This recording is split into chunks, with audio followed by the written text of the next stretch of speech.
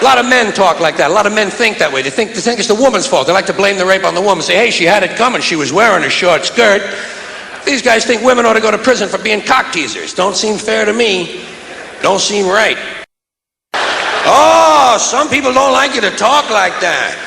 Oh, some people would like to shut you up for saying those things. You know that. Lots of people, lots of groups in this country want to tell you how to talk. Tell you what you can't talk about. Well, sometimes they'll say, well, you can talk about something, but you can't joke about it. Say you can't joke about something because it's not funny. Comedians run into that shit all the time. Like rape. They'll say, you can't joke about rape. Rape's not funny. I say, fuck you. I think it's hilarious. How do you like that? But you can joke about it. I believe you can joke about anything. It all depends on how you construct the joke. What the exaggeration is. What the exaggeration is. Because every joke needs one exaggeration. Every joke needs one thing to be way out of proportion. Give you an example. You ever see a news story like this in the paper? Every now and then you run into a story that says some guy broke into a house, stole a lot of things, and while he was in there, he raped an 81-year-old woman. And I'm thinking to myself, why? What the fuck kind of a social life does this guy have? I want to say, why did you do that? Well, she was coming on to me. We were dancing and I got horny. Hey, she was asking for it. She had on a tight bathrobe. I say, Jesus Christ, be a little fucking selective next time, will you? Now, speaking of rape, you know what I wonder? I wonder, is there more rape at the equator or the North Pole?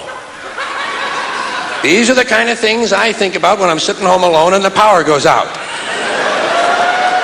I wonder, is there more rape at the equator or the North Pole? I mean per capita. I know the populations are different. Most people think it's the equator. I think it's the North Pole.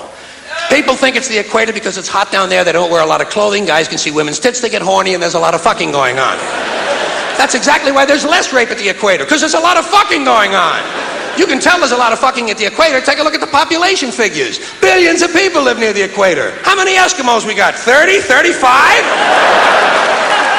No one's getting laid at the North Pole. It's too fucking cold. Guys say to their wives, hey, tonight, honey, huh? Tonight, huh? Are you crazy? The wind chill factor is 300 below. These guys are deprived, they're horny, they're pent up. Every now and then, they bust out, they gotta rape somebody. Now, the biggest problem an Eskimo rapist has, trying to get wet leather leggings off a woman who's kicking. Did you ever try to get leather pants off of someone who doesn't want to take them off? You would lose your heart on in the process. Up at the North Pole, your dick would shrivel up like a stack of dimes. That's another thing I wonder.